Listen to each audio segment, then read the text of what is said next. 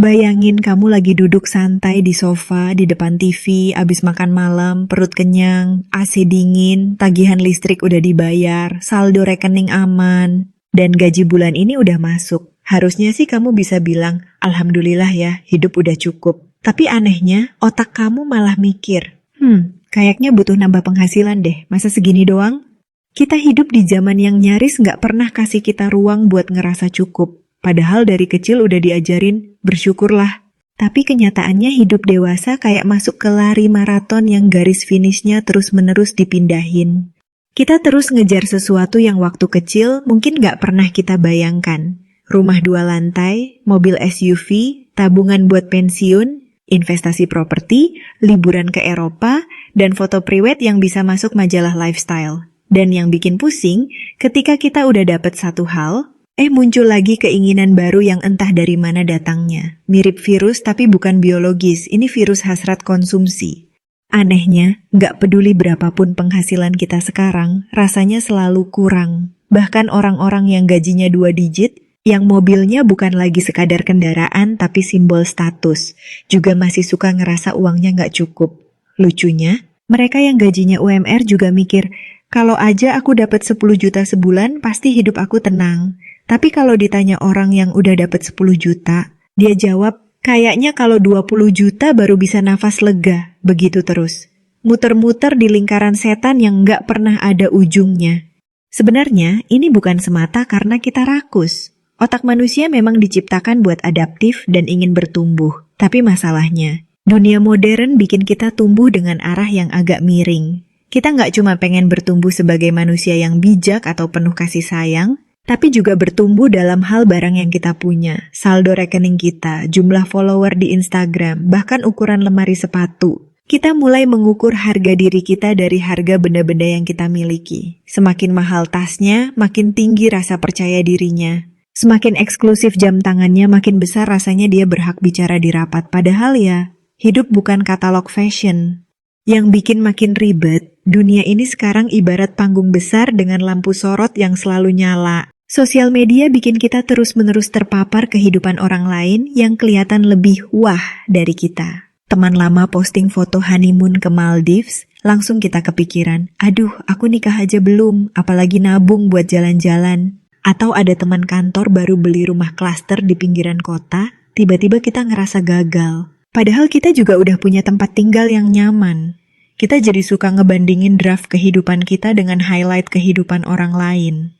Masalahnya, nggak semua orang sadar bahwa apa yang kita lihat di media sosial itu bukan kenyataan utuh, itu hasil kurasi. Sama kayak galeri seni, semua lukisan yang dipajang udah dipilih yang paling bagus, pencahayaannya diatur, sudut pandangnya pas. Nggak ada yang upload momen mereka lagi duduk ngitung utang sambil makan mie instan jam 2 pagi. Semua orang tampil sebagai versi paling menawan dari hidupnya. Dan ketika kita terus-terusan ngeliat yang sempurna, kita jadi lupa bahwa cukup itu bukan berarti punya segalanya, tapi sadar bahwa kita sudah punya hal yang paling penting.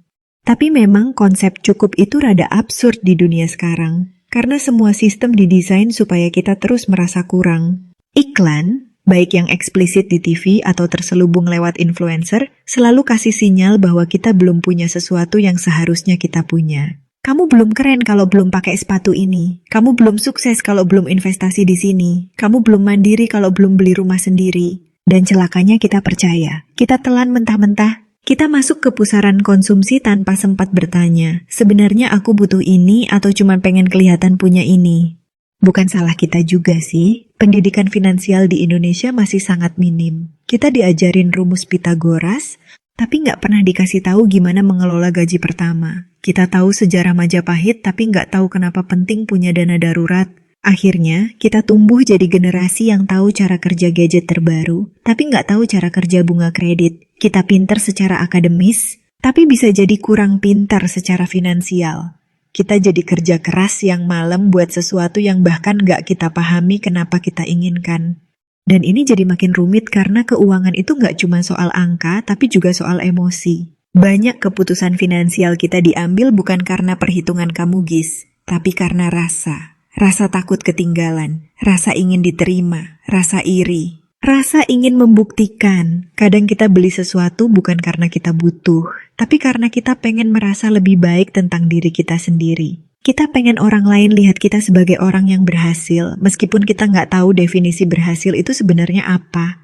Lalu muncullah ilusi bahwa kalau uang aku lebih banyak, aku bakal bahagia. Padahal berkali-kali penelitian nunjukin, setelah kebutuhan dasar terpenuhi, tambahan uang nggak otomatis bikin orang jadi lebih bahagia. Memang sih, uang bisa beli kenyamanan, keamanan, dan pilihan. Tapi setelah titik tertentu, uang lebih berfungsi sebagai simbol kekuasaan, status, dan rasa aman palsu. Kita ngerasa tenang kalau saldo rekening kita banyak, padahal kecemasan kita pindah ke tempat lain. Investasi aku aman nggak? Inflasi naik nggak? Bisnis aku tahan krisis nggak? Yang lebih aneh lagi, ada satu fase di mana kita sebenarnya udah punya cukup, tapi kita nggak tahu karena kita nggak pernah belajar berhenti dan ngecek.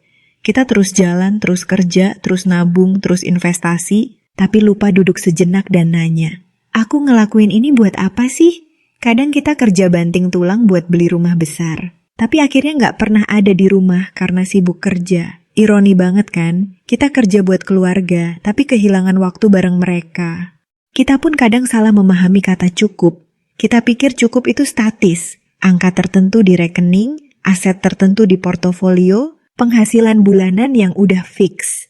Padahal cukup itu dinamis, kontekstual, dan sangat personal. Bagi seseorang yang baru bangkit dari kemiskinan, punya penghasilan tetap udah cukup luar biasa. Tapi bagi yang lahir dari keluarga kaya, bahkan penghasilan 100 juta sebulan bisa dibilang kurang. Cukup itu bukan angka, tapi perasaan. Dan perasaan itu nggak bisa dibentuk dari luar. Harus dibangun dari dalam. Sayangnya, kita lebih sering diajak fokus keluar. Lihatlah semua seminar keuangan, buku motivasi, konten tentang penghasilan pasif. Semuanya mendorong kita buat naik level, naik kelas, naik standar hidup. Hampir nggak ada yang ngajak kita mikir, apa yang sebenarnya bikin aku tenang? Atau berapa sih biaya hidup minimal aku kalau aku mau hidup damai tanpa drama? Kita diajarin cara dapat lebih, tapi nggak pernah diajarin cara menikmati yang udah ada. Akhirnya kita jadi robot pencari, bukan manusia perasa. Dan yang harus kita sadari, dunia nggak bakal berhenti kasih godaan. Setiap tahun ada tren baru, gadget baru, gaya hidup baru. Kita bisa habisin hidup kita buat ngejar semuanya, atau kita bisa pelan-pelan ngerem dan bertanya, apa yang benar-benar penting buat aku? Kalau jawabannya adalah ketenangan, hubungan yang sehat, dan waktu yang cukup buat diri sendiri, mungkin uang yang kita punya sekarang, walau belum banyak, udah cukup. Mungkin yang kita butuhin bukan tambahan 10 juta per bulan, tapi pengurangan beban pikiran, pengurangan konsumsi yang nggak penting, dan pengurangan perbandingan sosial. Kita semua berhak pengen lebih, tapi jangan sampai ingin lebih itu berubah jadi tidak pernah cukup. Karena kalau kita udah masuk ke fase itu, berapapun yang kita punya nggak akan pernah bikin kita bahagia. Kita akan terus merasa ada yang kurang, dan hidup jadi kayak lubang tanpa dasar. Padahal kadang, yang bikin kita ngerasa cukup bukan uang tambahan, tapi perspektif baru.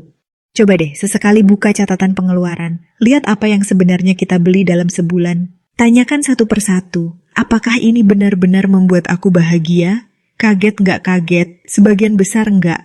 Kita cuma beli karena kebiasaan, karena ikutan tren, karena FOMO. Tapi dari sana kita bisa mulai memilah mana yang penting dan mana yang cuma bikin dompet kempes tanpa nilai tambah. Jadi ya, kalau kamu ngerasa nggak pernah cukup secara finansial, kamu nggak sendirian. Itu bukan karena kamu gagal atau karena kamu kurang usaha. Tapi karena dunia tempat kita tinggal memang dibentuk supaya kita terus merasa lapar. Dan satu-satunya cara keluar dari perangkap itu bukan dengan dapat lebih banyak, tapi dengan sadar dan cukup. Karena pada akhirnya, cukup itu bukan soal isi dompet, tapi soal isi kepala. Dan kepala yang tenang, jauh lebih mahal dari gaji 2 digit sekalipun. Nah, semoga video kali ini bisa ngasih insight baru. See you di next video.